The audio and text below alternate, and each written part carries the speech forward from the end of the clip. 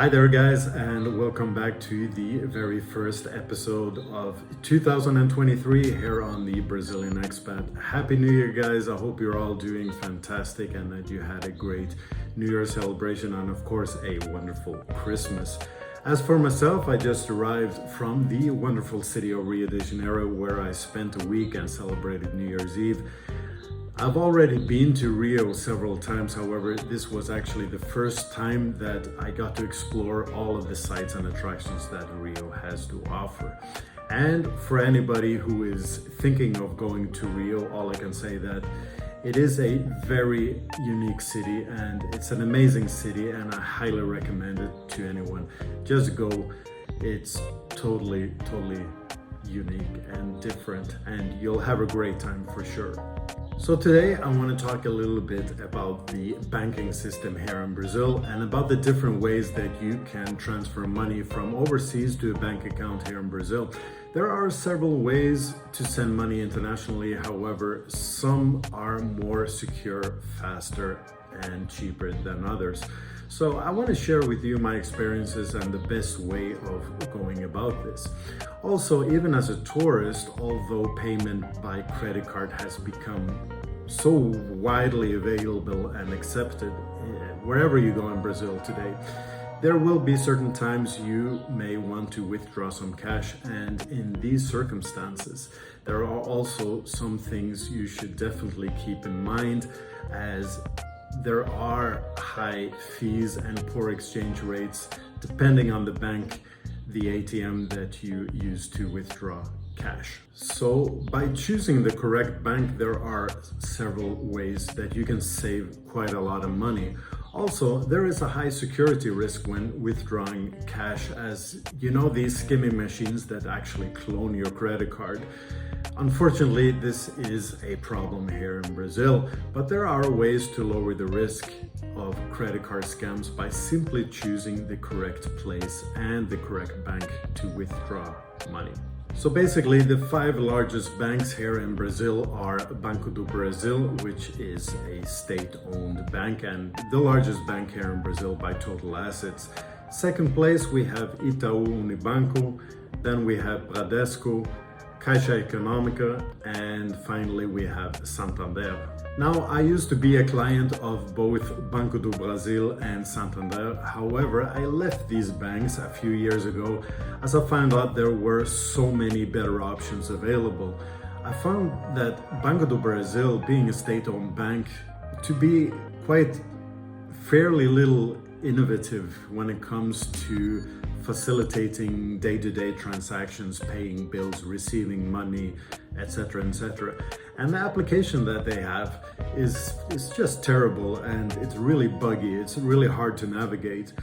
Santander, they had a better online application. However, the fees that they use just to do any transactions or whatever are just astronomical. You literally had to pay for a fee just for logging in almost and just using the application. There was basically a fee for everything, and it became kind of ridiculous that I just found out that no, I'm not going to support this, and because it's just a waste of money basically. So I closed my account there as well. So a couple of years ago, a friend of mine introduced me to a bank called PagBank.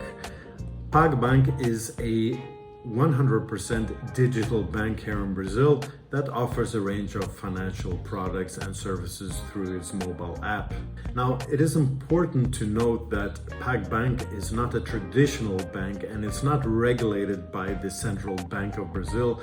Instead, it is regulated by the National Financial System Authority, which is a government agency basically responsible for regulating non-bank financial institutions here in Brazil. So even though PagBank is a 100% digital bank, they still offer a variety of banking services, including checking and savings account, loans and credit cards, Customers can open up an account and access their services through the PagBank application, which is available both on iOS and Android devices. The app also allows customers to make payments, transfer money, track their spending. In addition to its banking services, PagBank also offers other financial products and services such as investment options and insurances. And the good thing is that being 100% digital, their fees and taxes are very low. And I find the application to be very intuitive, very easy to use and navigate. And that's extremely important, at least for me. I find that it just facilitates every day-to-day stuff that you need to use. It's quick, it's easy to use, and of course it's very cheap. Now, I've mentioned already in some previous episodes about the requirements of opening up a bank account here in Brazil. Now, the general rule is that you need to be a permanent resident in the country and hold a RNE, which is obtained when foreigners are granted a permanent visa in Brazil. I've heard about other ways that a non-Brazilian resident can open up a bank account in Brazil. However, these are extreme exceptions, and I believe that there are several restrictions on what services are available in such instances. So let's just assume that you have a Brazilian bank account already and you need to transfer money from abroad to your account in Brazil. So you have a couple of options when it comes to transfer money from abroad to Brazil, and the most traditional is the wire transfer. You can transfer money from your bank account at home to a bank account here in Brazil using a bank wire transfer. This is like the oldest, safest, and most traditional way of sending money. However, it is also the most expensive and time-consuming. The banks, especially here in Brazil, they usually ask for a very high processing fee, and the exchange rate is usually also terrible. Now, if you're transferring a smaller sum, then I believe this option is just really terrible. Now, the other and much better option is an online money transfer service. This is my absolute personal favorite. Some popular options include PayPal, TransferWise, and Zoom. My favorite is TransferWise, or it just changed its name. I believe it's just called Wise nowadays. Wise is an online money transfer service that allows individuals and businesses to send and receive money internationally at competitive exchange rates and lower fees than your traditional banks. Now, the way that Wise works is that it uses a peer-to-peer model, which facilitates money transfers, which means that they do not actually handle or transfer the funds itself, but instead it acts as a facilitator, matching individuals or businesses who want to send money with those who want to receive money in different currencies. This allows Wise to offer lower fees and more competitive exchange rates than your traditional banks that often mark up the exchange rates quite a lot that they offer to their customers. Now, in terms of safety, TransferWise or Wise is regulated by a financial authority in several countries and has implemented strict security measures to protect its users' personal and financial information. However, as with any financial service, it is always a good idea to do your own research and due diligence before using any money transfer services. The thing that I really enjoy about Wise is that you only have to register your account, your details, your bank account one time, and if you're sending, money to the same person, let's say you're sending the money to a family member or a friend every single month, then you can also save several recipients. So that way you have also the receiver, all of his details are already saved, and just with a few clicks, it takes only a couple of minutes and you already made the transfer. So it is super easy to set up, and once you set it up, it becomes even easier, and it's a good application, and for me personally, it has worked every single time. I send quite a lot of money from overseas to my bank in Brazil. I send funds every single month, and within 1 or 2 business days maximum, the money arrives, no problem, no issues whatsoever. And I highly recommend it. Wise.com, go and have a look at it. It's probably the one that I can recommend the most. Now, one important thing that I need to mention about Wise is that if you do transfer more than approximately 50,000 reais in a period of 365 days, i.e. a year, then you will be asked for additional documentation such as your tax returns, payslip, employment details, etc., etc. They also want to know what the money is going to be used for. Now, this is basically just a security measure to ensure that you're not doing anything illegal, such as money laundering or something similar like that. If you get asked to provide such documentation, the money that you're sending, it will basically be put on hold until everything has been approved. Now, in the case that you're not able to provide these documentations, or if you're just not willing to do so, then the money will simply be sent back, refunded to the bank account where you actually sent your money from. Now, in my case, I've been asked for such documentation a couple of times, and it has gotten approved within just a couple of business days. After that, no more documentation is asked for, and I've sent over 100,000 reais in a year without any issues at all. So let's assume that you don't have a Brazilian bank account yet. Maybe you're a tourist or whatever, but at some point in time, of course, you want to withdraw some cash. Now, in Brazil, there are several ATM machines available to withdraw cash all over the country. However, not all of them are completely safe to use. There is especially one ATM machine that you will see all over Brazil that is called Banco 24 Horas.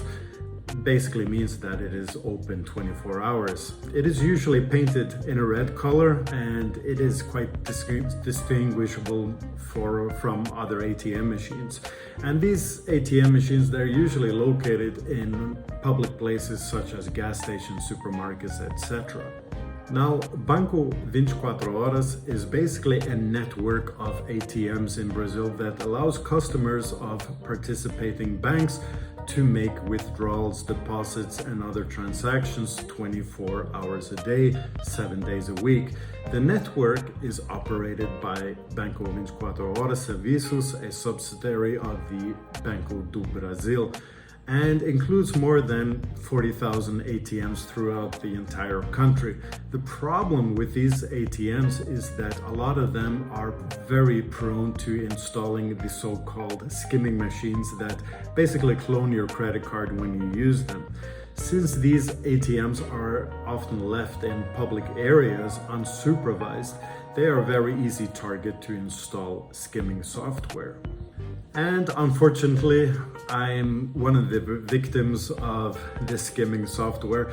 I had my own credit card cloned in this way using the Banco 24 Horas ATM. Of course, this was several years ago. I learned my lesson. Nowadays, I don't even touch these machines. I actually had thousands of dollars taken out of my account. Thankfully, my own bank suspected fraud and canceled the credit card, and the money wasn't lost because it was covered by the credit card, the insurance. So I didn't lose anything, thankfully, but this is something that you really need to be aware of. Now, other than the security risk, Banco 24 Horas, they also take like a huge fee for every single withdrawal. So if you decide to withdraw just a couple of hundred reais from these machines, then it's not really worth it, because then it's actually better to withdraw a larger sum, because the fee is fixed. It's not a percentage of the amount that you take out. At the time that I used it, I believe it was like 20 reais. I believe it's over 30 reais now. And it's just a ridiculously high fee. So if you take out a small sum, then it's really not worth it at all. But in my opinion, you should try to avoid these ATMs just like the plague.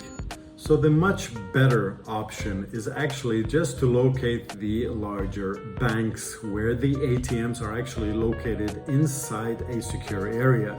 These usually have surveillance cameras present and often also have security guards present at all times to protect the machines from tampering.